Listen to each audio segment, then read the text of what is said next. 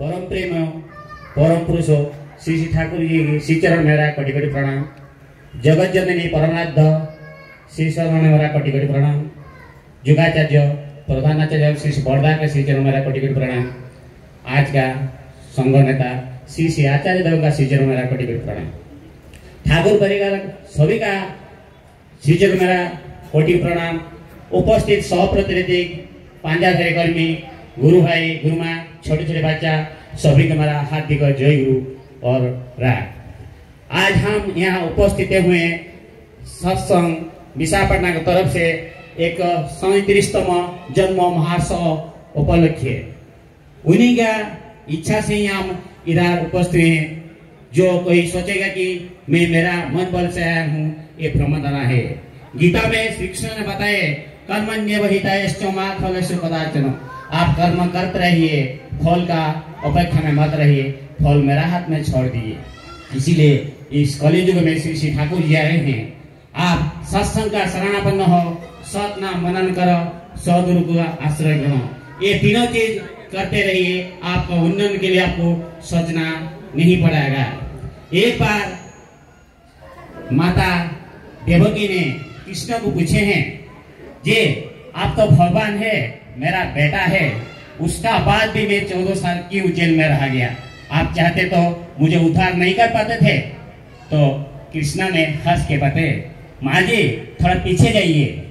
द्वापर जो है तो अभी जब द्वापर जो बात चला तो आप त्रेता युग में जाइए। उसी में रामचंद्र जो भगवान थे, जो उस पंचायत पुरुषोत्तम, उनको क्या दोष था, कौन सा गुनाह किए थे, उनको 14 साल वनवास भेज दिए। वही है आप कैकेयी। जो वो जो कैकेयी है तो माँ जशोदा कौन है? तो बोले हैं माँ कौशल्या बिना दोष से 14 साल रोते रोते बिता दिए हैं। वही माँ जशोदा जो कौशल का रूप में आए हैं, उन्हीं को वही प्राप्त हुआ। कहने का मतलब है हम जो भी करते हैं उसका फल हमको मिलेगा, लेकिन हम बहुत भाग्यवान हैं। पिता माता जी का स्वीकृति और बहुत पुण्य जन्म का कर्म फल से हम सत्संग का आश्रय ग्रहण किए हैं। जो गुरु भाई है और नॉन गुरु भाई है, बिना उसी का आशीर्वाद से पेड़ का पत्ता भी नहीं हिलता है। इसीलिए उन्हीं का आशीर्वाद सदा सर्वदा सबका साथ रहेगा। इस कलियुग में बचने के लिए एक रास्ता है, नाम संकीर्तन। जो नाम जुग जुग पर आता है, इसी युग में एक नाम आया है, वही नाम लेके आए हैं हमारा श्री श्री ठाकुर अनुकूल चंद्र, जो जुग पुरुषोत्तम है। कहा जाता है कि नाम आने का जो नामी पुरुष आते हैं उसका पहले से नाम आ जाता है। वही नाम माँ मनमोहन देवी को पहले मिला था। जो मेरा जितना भी गुरु भाई नॉन गुरु भाई है, सबको मैं निवेदन करता हूँ, ये मौका जीवन में नहीं खोना है, क्योंकि जिंदगी में एक ही मौका था और मानव जो दुर्लभ जीवन होता है, इसको खोने से फिर और क्या होगा मुझे भी नहीं बताना मुश्किल हो जाएगा।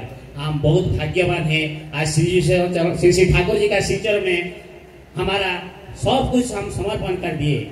इसीलिए जो आए हैं, जो नहीं है, सबका मंगल के लिए मैं श्री श्री ठाकुर जी का श्री चरण में निवेदन करता हूँ। उनका व्यक्तिगत जीवन दाम्पत्य जीवन सुखमय। जय परम पूज्य श्री श्री आचार्य दिव्य पादपद्मలకు నా శత సహస్ర కోటి ప్రణామములు। ఈ రోజు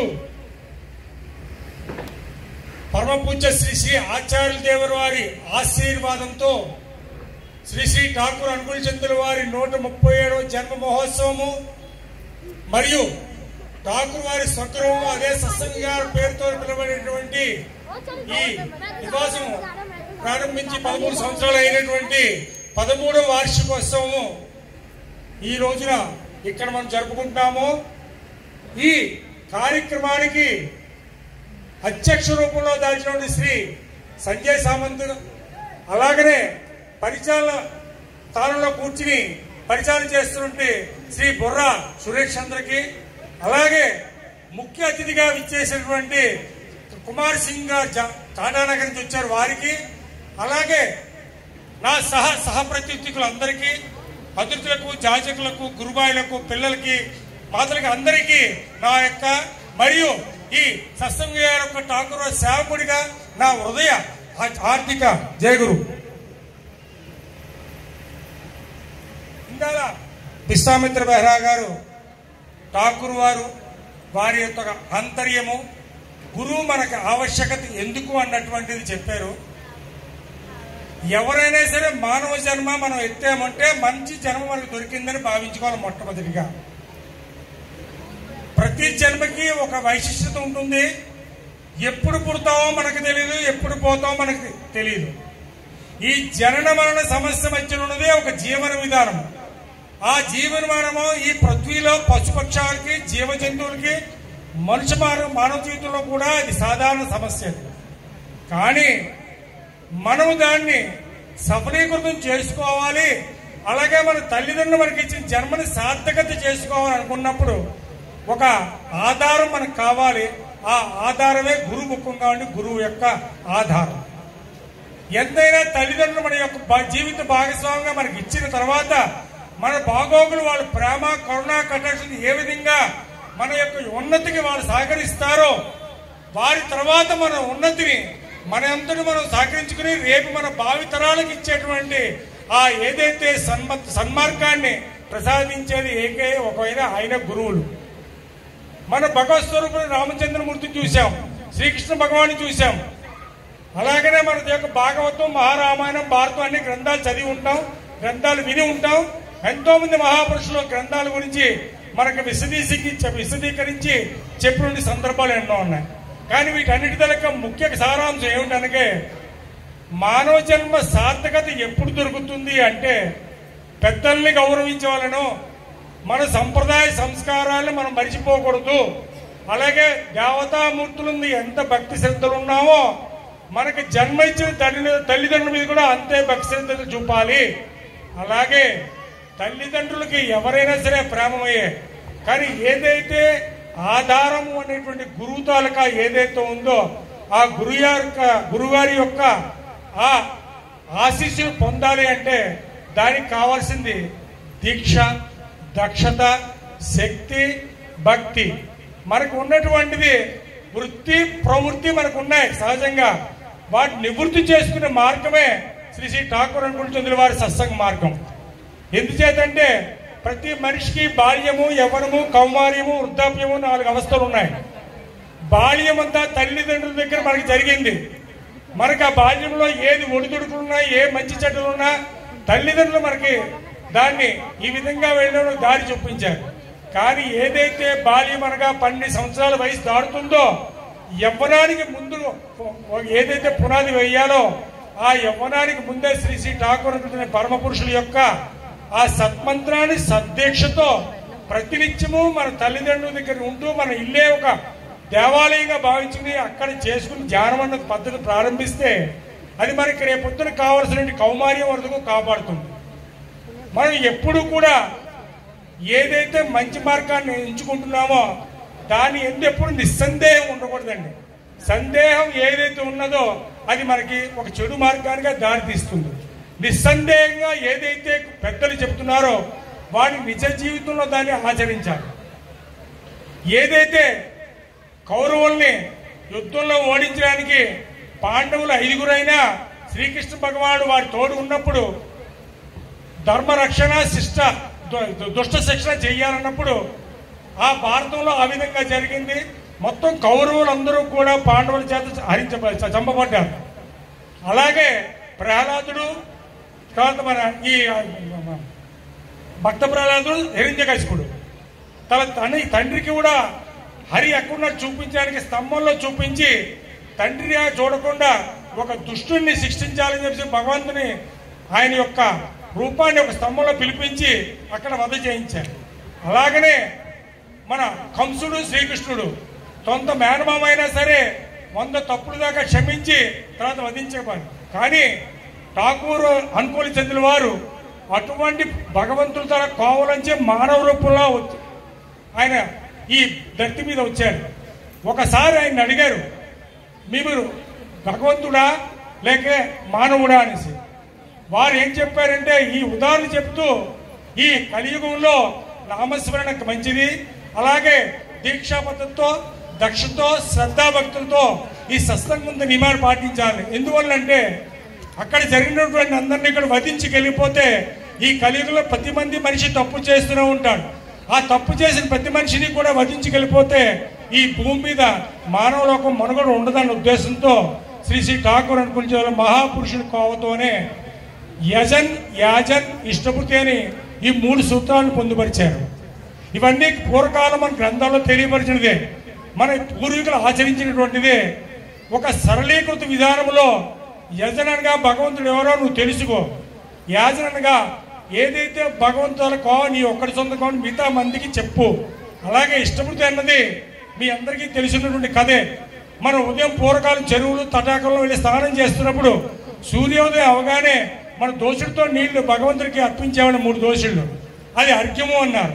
అలాగే ద్రౌపదీదేవి తన వస్త్రాభంగం నిండు చవులు దొరుకుతున్నప్పుడు కృష్ణ పరమాత్మని అన్నా అని ఆవిడ పిలవగానే ఆవిడ తాలూకా శీలాన్ని కాపాడడానికి శ్రీకృష్ణ భగవానుడు చీరలు ఇచ్చి అక్కడ కాపాడారు. అలాగే మనిషి యొక్క జీవితంలో ఇష్టపూర్తి ప్రాముఖ్యత ఎంతంటే మనకు తెలియకుండానే భగవంతుడు మన వెనకాల రక్షగా ఉన్నట్లు లెక్క. మరి ఏది సాధిద్దాం అనుకున్నా మనలో మాత్రం ఒక ఏదైతే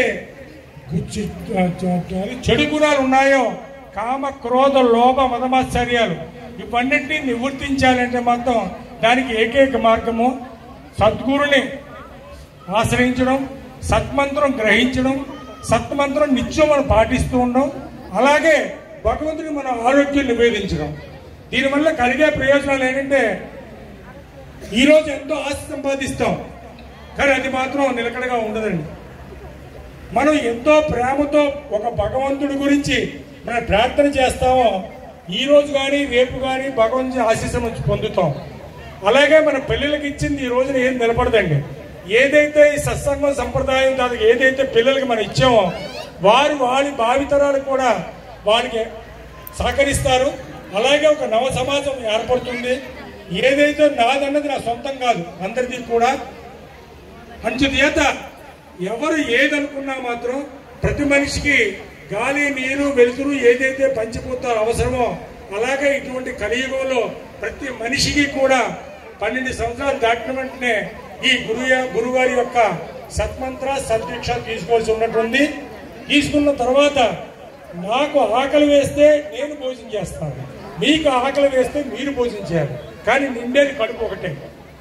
అందువలన ఏదైతే అమృత తుల్యమైనటువంటి ఆ సత్మంత్రాన్ని మనం ఆలస్యం కాకుండా శుభ శీఘ్రం అన్నట్టుగా ఆ గురువుగారు చెప్పింది ఏంటంటే ప్రతి మనిషిని మీరు ప్రేమతో చూడండి, ప్రతి మనిషిని ప్రేమతో పిలండి.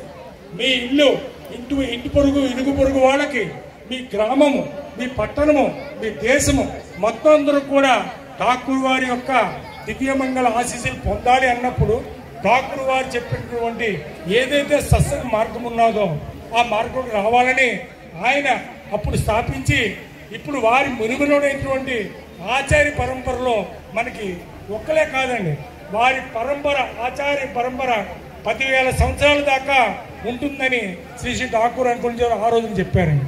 ఇక్కడ దేశం వేరవచ్చు, భాష వేరవచ్చు, ప్రాంతం వేరవచ్చు, జాతి వేరవచ్చు, కానీ మన ఏకైక మార్గం సత్సంగ్. అదే సత్సంగ్ అని శ్రీ శ్రీ ఠాకూర్ గురించి సత్సంగ్ మార్గము, సత్మంత్రం, సద్దీక్ష. అందుకనే ఈరోజు ఈ పుణ్య కార్యక్రమాన్ని మన అందరి సహాయశాఖ తలపెడుతున్నాం కాబట్టి, అలాగే ఇరుగు పొరుగున్న సత్యవాణిపాలెం, నర్వా, కోటనర గ్రామస్తులందరికీ కూడా మనం విన్నవించుకున్నాం. ఈ రోజున ఎవరైతే ఈ ఠాకూర్ వారి సద్గురువు ముందు ఠాకూర్ వారి సత్మంత్ర దీక్ష తీసుకుంటారో వాళ్ళందరికీ కూడా పేరు పేరున కూడా ఏదైనా ఆలస్యం అమృతం విషయం అన్నారు కాబట్టి ఠాకూర్ వారికి కూడా ఆనందించాలి, వారి తాలూకా దివ్యమంగళాశలు పొందాలి అంటే మీరందరూ సత్సంగం అయిన తర్వాత ఎవరైతే దీక్ష తీసుకోవాల్సిందో ఇక్కడ ఋత్విక్ దేవతలు ఉన్నారు, వారు మీకు దీక్షాన్ని ఇస్తారు. తీసుకోవడం వల్ల ఈరోజు మీకు తెలియకపోయినా ఒక కొద్ది రోజులు రాబోయే రోజుల్లో పోలీసు వారు కనిపిస్తే 50 రూపాయలు తీసుకుంటాడని చెప్పి హెల్మెట్ పెట్టుకుంటున్నాం. కానీ హెల్మెట్ పెట్టుకుంటే మనకి ఎంత రక్షణ మనకు తెలుసు. కానీ అంతరాత్మలో ఉన్నటువంటి చెడుని పైకి తీయాలంటే మాత్రం ఈ రోజుల్లో కలియుగంలో ఇలాంటి పురుషోత్తములు కావాలన్నటువంటి వారి యొక్క సత్మంత్రం తప్పనిసరి. ఈ అవకాశాన్ని నాకు ఇచ్చినటువంటి ఈ అందరికీ కూడా నేను మనస్ఫూర్తిగా ఠాకూర్ వారి తాలూకా దివ్యమంగళ ఆశీస్సులు మీ కుటుంబ సభ్యులందరి మీద అలాగే మానవాళ్ళందరి మీద కలగాలని కోరుకుంటూ మీ అందరి దగ్గర సెలవు తీసుకుంటున్నాను. జై గురు.